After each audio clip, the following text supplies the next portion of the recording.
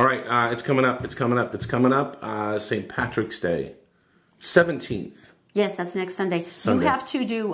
You're going to have to do some kind of awesome corned beef and cabbage video because everyone's got to have Mary Helen's magnificent mustard sauce. The mustard sauce is the highlight. Everything else you could drink it like a beverage. Everything else is boiled. Anyway, we'll get to that. Okay. Easter's around the corner as well, and hippity hoppity, guess who's coming? Look. Bunny. Okay. Here comes Peter Cottontail, hopping down that bunny trail. Hippity hoppity Easter. So you were saying that you were out looking for something for a birthday party, and what was the theme of the aisle in the toy section? No, it's gone into Easter. They do separate Easter, like holiday, separate aisles now where they're trying to push different stuff. I was always talking about kids in her class in second grade getting like bikes for Easter, and I'm like, I got malted milk balls. When did the whole big toy thing come into play? I have no idea. This is a good example of something I think for Easter. Yeah. His name is what? Chewy. And it's a Zoomer. And so basically, robot bunnies, yeah. You know, how many of you have kids that keep playing these? No one. Okay, just checking. I gotta turn it out. Oh, sorry. There's that initial excitement. So feed me my favorite treats. Tickle my belly and make me giggle. I even make magical. Oh, let's show how magical she is. She sneezes. That's so darling. That's so cool. So now you need to feed her. What I have is I have a sheet. Yeah. Now what you do is you take the carrot like this. Okay, that's pretty cute. That's pretty cute. I just keep the little bunny's eating the carrot. Shoving it in. There you go. Don't whack it. Maybe it wasn't hungry anymore. What are you going to try to do? Make it a bulimic rabbit? How long could you take that for? Oh, so shove it in there more.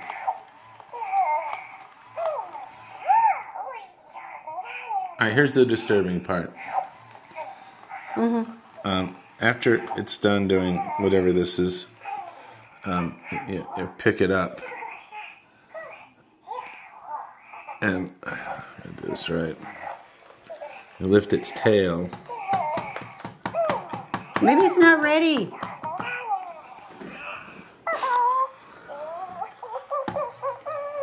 Oh, and it poops. Little shredded poops. Shredded. That's what you got. So it's basically a paper shredder. And if it gets stuffed up like that, you just blow through the mouth and it. So I'm basically giving a rescue breath to a robot rabbit to make poops is really what we're going with here. Yeah. So if you're looking for...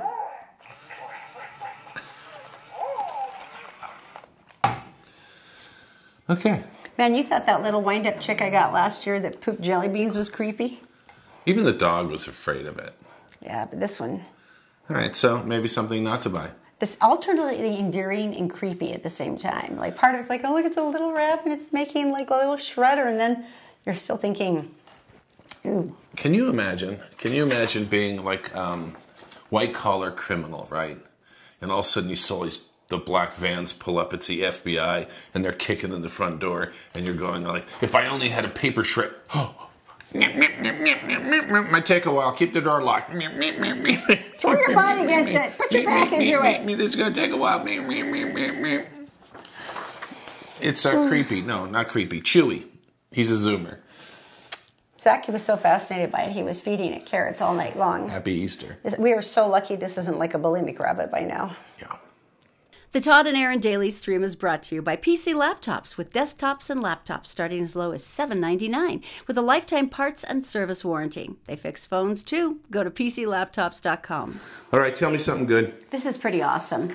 Now, we've seen these kind of movies before where there's someone who's down on their luck and they have a lottery ticket, and maybe they've lost it or something happened, and then some decent soul returns it to them. This actually happened Willy in real life. Wonka and the Chocolate Factory. Precisely. This actually happened in real life. This is amazing. Mike Wiersky, unemployed, and following his recent divorce, he's been kind of having a hard time financially, Right, and you know how that goes.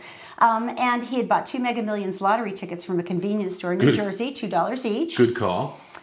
So he got distracted by something on his phone, and then he left the store without taking his tickets. Well, a stranger said, "Oh, no. dude, hey," and ran after him and said, "Here's your tickets. You forgot those." Well, he said, "Oh, okay, thank you." So the next day, the big jackpot announcement comes up, and he found out that one of his 2 tickets had just won him $273 million.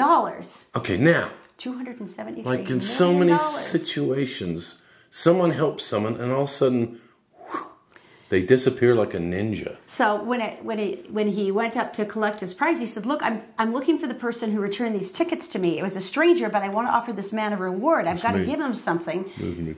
Yeah, I know, right? And he said, "Because this is everything." And he said, "It's funny because I barely got my first job interview the day after I found out I won the jackpot." He, of course, went for the job interview. Bonus points. Probably didn't mention, the money. Who cares? But I love that. He says, so my big goal now is I've just got to find this guy. I would who want gave to me be my that tickets guy. back. What do you think he's going to give him? Not that he needs to. Well, okay, if he took it most of them take it in a lump sum, which is what the financial people suggest. And so it's probably going to be somewhere around 130 million. 140. I'd at least give him 10, at least. 10 million? Wouldn't No, you? I think I'll give him 2. I think He wouldn't even have it without this guy. I give him 5, 7, 10. Okay, 10. 10 at least. How much does he have in the first place? He won 273 million, and it's usually about 50% if you go for the lump sum. Okay, all right. Oh no, that's only like 135. How will I afford sneakers? I'm going to take you to the Department of Wildlife Resources. Don't run over deer anymore. Stop it. They did warn about this, though. They said that March was the big month when the wildlife starts coming back out of the mountains and running around the valley. And you remember the Museum of Natural History took that picture of the bobcat, sitting at their entrance, sunning itself, going, "I'm a bobcat." Well, the issue is I was at the dollar store, and I don't know if you knew this, but everything is like $1. And it is on 2nd South and 8th East. Yeah. Picture it. Salt Lake City area. And there were piles of deer poop. They were that far down? One more time. 7th, 8th East, and 2nd South. Wow. Up here we expect it, so we can't even play in the snow in the front yard because it's all deer poop. On the benches, yeah. Down there, that's, wow. So anyway, yeah, so they try to teach us this stuff every year. And you were saying how many deer get hit? 10,000 since in 2012. But if you remember, they made all those overpasses. They put all that special gating in. They've herded them all into one area so they'll funnel across faster. And it's been working. The little deer bridges. Till the electric cars came along. They're so quiet. Yeah, that's a problem. I was just made that up, but they are probably I was pretty actually quiet. buying it though. So I was like, okay. What do? You don't turn, you don't swerve. You can't. People get killed swerving. You take the hit. So you take the hit, but wouldn't the deer just come up on the... Well, you start braking as hard as you can. Just start braking. You're going to do... This is... I'm mansplaining to you. But here's something crazy not to do that someone taught me in Maine. And here I am. I'm driving a Suburban. I have a 21-foot Airstream behind me, and I have 8 people in the vehicle. It is 11 o'clock at night. I am driving the Mirror Lake Highway. I'm going 60 miles an hour. I look ahead, and all I see is eyes, like eyes. Oh, like crap. Oh, crap. Dozens of eyes. And you can't stand on the brakes because you've got a big Airstream behind you. I remember the words from this old guy around the hardware store in Unity, Maine, when he goes, "Yeah, Todd, what you want to do is you want to turn your lights off and honk your horn." Oh, because the lights daze the deer and they stand there and just stare at it, right? Like deer in the headlights? I cannot tell you. Because there's no way I'm stopping. I'm going to plow through. So I hit the lights. The car, people go crazy. I lay on the horn. And there is a moment where you're about to turn the lights back on that you are freaking out. Should you be telling people this story if you don't want them to do this? Don't do it. Don't do it. But it worked with you, right? Boom, lights on, deer gone. Whew, pants changed. Life is good. All my friends beat the boogers out of me. So you're telling people not to do it, but it do it. actually worked, though. Oh, my gosh. But it's that moment of like, how close did I get? Because I'm braking the whole time. How close am I getting to them? I can't see a thing. And all of a sudden, lights on, nothing but road. And yet, once again, you're telling people not to do it, but it Don't worked do for it. you. Don't do it. Honk your horn. Do that to flash your lights. Flash your lights. Don't do the stupid thing that I did. Even though it worked, which makes no sense now. What do you mean missing people here? No, this is scary. Think about it. Think about people what? That go missing. Like last year, I remember 5 or 6 really high-profile stories along the Wasatch Front of people who just disappeared. Okay, all right. And they were trying to find them. Ironically, we are lucky. We're one of the safest states, 32nd safest in the nation when it comes to missing people. What do you mean? People just... We have 107 open missing persons cases. That's like 3 people per 100,000 residents. Right. The cities with the most missing people, Los Angeles, no surprise, Phoenix, Houston, San Francisco, Detroit. Oh. In 2018, 2 women went missing every 3 days. 600,000 people go missing every year in the United States. Unfound. Go missing. Well, some are found alive and well. Tens of thousands of others remain missing and become a cold case, which is kind of scary. 60% are men, 40% are women. The average age of a missing person is 34. Which I thought was like, really, there's like an average age. An average age. What do you think the percentage is? The percentage is that out of all those people, that at least 12 of them are on an island someplace. This is just your personal fantasies again, They just went, I'm done. That's just your personal fantasy, honey. Spearfishing. That's probably better than the alternative, to be completely honest. So you got a volleyball. Let's go with that. Volleyball named Wilson. Except you're fatter. You know, you're good. And you're still... Because you got food. Yeah. Yeah. Because it was planned. All right. Little strange, but okay. Another example of why bars are so important. And I'm not talking about drinking bars, my friends. No. I'm talking about in the zoos. The Arizona Zoo. Selfies. Oh, no. Not again. Please tell me no. Who is it this Getting time? the camera up right, getting them like this. Ladies, I know a lot of you are just showing a little bit here. You know, you're getting, wait, the angle's not right. Wait, I got to climb over this little handrail. Can I get over the handrail? She climbed over the barrier. Because I got someone in the background here. I'm going to want them to be in the shot. She climbed over the barrier. Showing a little cuteness here, and all of a sudden the jaguar grabs her through the fence and pulls her. I'd like to see the selfie. I really would. Whoa. So Jaguar grabs the lady and is basically mauling her. And one of the guys who was watching, he was filming Adam the Wilkerson, jaguar. He was pretty smart. His mom distracted the jaguar with a water bottle. She was trying threw it in. Yeah. So she got away. Yeah. And the zoo was very cool. They tweeted and said, please understand why the barriers are in place, but we're sending prayers to the family tonight. You climbed over the barrier to get a selfie with a jaguar. You know what they need? They need to have a math problem out in front. Kind of like, you must be this tall to ride this ride, but you should be this intelligent to enter the premises. Because what are you thinking, backing up against the cage bars? What? This is going to be the best selfie ever. Yeah, it'll be compelling. That's for sure. You were going to tell happy animals. Well, no, you were going to tell me. Weren't you going to tell me about different countries and stuff like that in the university at the thing up on the hill? Weren't you going to tell me about legislatures and socialism? That is the weakest introduction I've ever heard. I didn't know we were going to do it. I just remembered the story, and I wanted you to tell people about it. Well, no, it's pretty ironic. Do you have it? If I can find it again, hang on.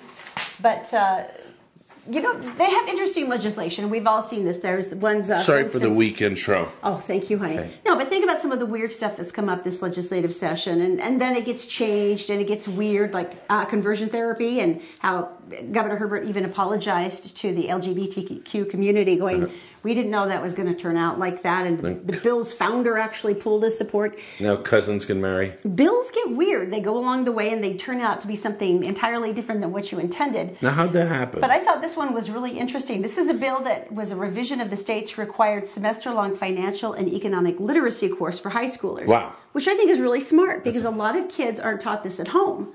And you need to know this stuff. You need to know about how the economy works and how you're involved in it and how you're, what you should be doing. Okay. Except for they just changed it to include units on socialism and communism and why they're always, always, always bad economies and that they will always fail. But Todd Weiler said, the Senate sponsor, was we need to teach kids about political and economic systems that have failed over and over and over again. Oh, now, Senator Kathleen Ray opposed the bill. She's been on a year-long state school board task force trying to develop recommendations to improve the state's financial and economic literacy curriculum. And she said, now that you've added these two items, you have now just decimated the entire bill. The reason for it. So she's opposed to it. But what their excuse was is they said, well, Governor Herbert has talked about his concern that he's been talking to a lot of high school students who have shown interest in socialist economies. May I ask what Todd's last name is? Weiler. And who is he? He's a representative from Woods Cross. Okay. Senator Todd Weiler. Todd, listen.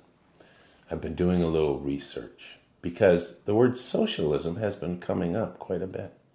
And I noticed that you said that all of them were failures. It fails over and over and over again. So far, I have learned some of the differences between the democratic socialism and social democracies. And there's other kinds as well. Some of the nations and countries that have been doing rather well: Bolivia, Brazil, Denmark, Ecuador, Finland, France, Netherlands, Norway, Northern Ireland, Peru, Turkey, the UK, just to mention a few. And of course, the one everyone mentions is Venezuela, because it's not doing good. It's in the dumpster. But there's a lot of reasons for that. But there aren't other things, and I hope that people will start researching and doing stuff, because I was born at the end of the Cold War. My friends had bomb shelters in their backyard. So when you think Stalin, you think socialism, you think, we're going to take you. I think. Well, that was communism. That was hardcore. I know, but when they took things away from everyone, and anyway, it's just Dr. Zhivago, except for the music, it was rather tragic. I've gone off track. Kind of a little bit. Right, but the point is that the democratic socialism is an economy that has worked very well for many major European and South American countries. What do they know? Bees. We're talking about bees? I'm going to wrap this show up with bees. We have been dreaming of having a beehive in our backyard for like 2 years now, because we finally have a yard that's got a flight path long enough that the bees can come back and forth. 25 feet, by the way. It's important. 25 feet for the landing and the takeoff.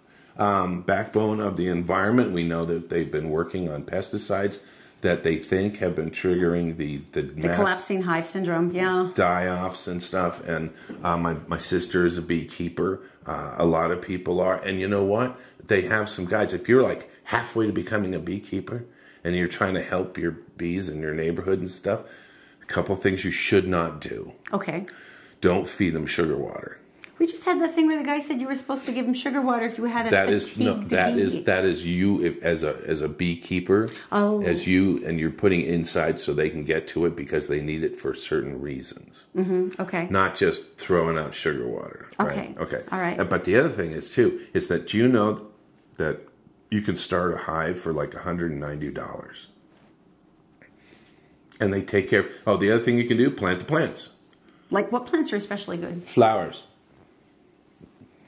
I know our lavender is very popular, Flowers. and the clover and the lawn. I can't even mow the lawn because the bees are really. It drives her crazy. Anyway, there's a huge bunch. I can't mow over a bee. No, there's a huge amount of beehive associations here in Salt Lake City. It's springtime. It's almost going to be happening. Even if you don't want the responsibility for it, there's actually a lot of gardeners. They have a gardening association where they'll put beehives in your backyard. Right. And they just come by and do all the maintenance, and you can get some of the honey from them, of course. But you're still doing your part, and you're helping out the ecosystem. It's part of homesteading, urban homesteading. And a lot of you don't live in the urban. And it's a lot quieter than chickens. You live in the rural, and our neighbors' chickens, which have been very quiet. They've been very good chickens. We thought they'd been eaten, And then all of a sudden, John told me they're laying eggs again.